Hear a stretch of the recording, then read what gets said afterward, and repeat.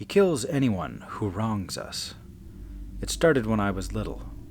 My mother was on the brink of divorce with my father when I was only 3.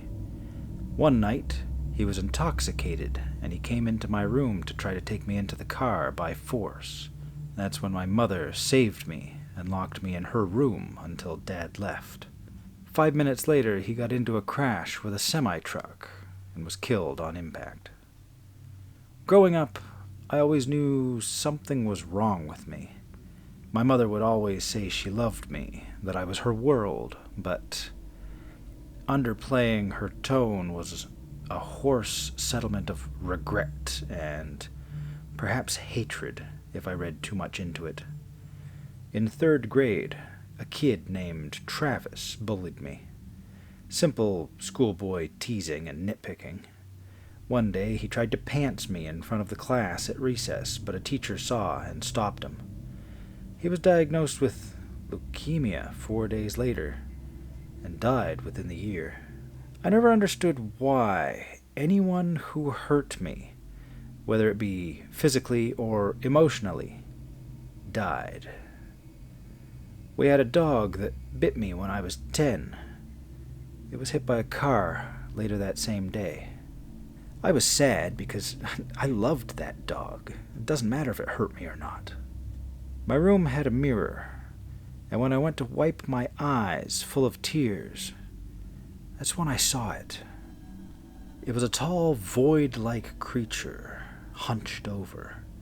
It had no face, just a long body with long arms and claws. One of the claws rested gently on my shoulder, and my first instinct was to scream, but no sound came out when I opened my mouth. A gentle shh sound whispered in my eardrums, and I knew I could never speak about it again. As I shifted into my teenage years, I became more rebellious. I had a lot of shitty boyfriends who abused me mentally and physically. Most ended up dead within a couple of weeks of our petty breakup. When I turned 18, though, it all changed. People who hurt me lived on just fine. Mean girls in college didn't get affected, and if a coworker was rude to me, their life went on just as normal. I decided to take a risk and look into the same mirror.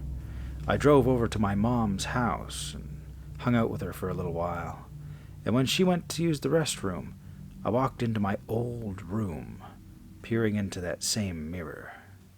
There wasn't anything. No dark, hollow beast lurking behind me. Nothing. Maybe I was finally free of its curse, being bound to this thing in some way, shape, or form. I'm 26 now, married, and I'm having my first child. I'm on my 2nd trimester, and things are going great, until this month. I walked into our bathroom and was getting ready for bed when I saw him standing behind me. I quickly looked down, gasping lightly as I held my breath. I felt cold claws lay against my stomach. I hear a voice whisper in my ear, the same one I heard when I was 10. "Child," it rasped, before flickering out of sight. The next morning I drove to my mother's, demanding to know what was going on. She sighed and settled me down to explain. "Your great-grandmother was involved with witchcraft and spirituality," she began. "She made a pact with a demon, protect the women of her bloodline past her, and hurt anyone who wrongs them.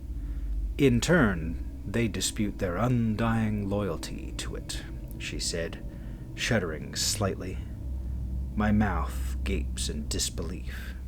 "Why haven't you told me this before? Why now, when I'm about to have my son?" I ask, tears staining my eyes. My mother casts me a sad look. "Because he's going to kill your baby." I stare in confusion. "What do you mean he's going to kill him?" He only stayed around me whenever I was about to have you, she explained, trying to keep me calm. I had an emergency C-section. I almost died due to the amount of blood I lost that day.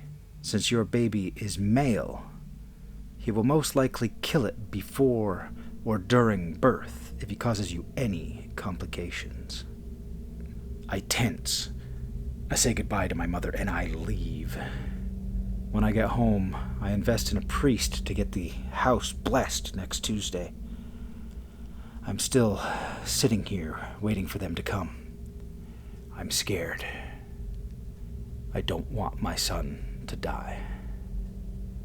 God, please protect my baby.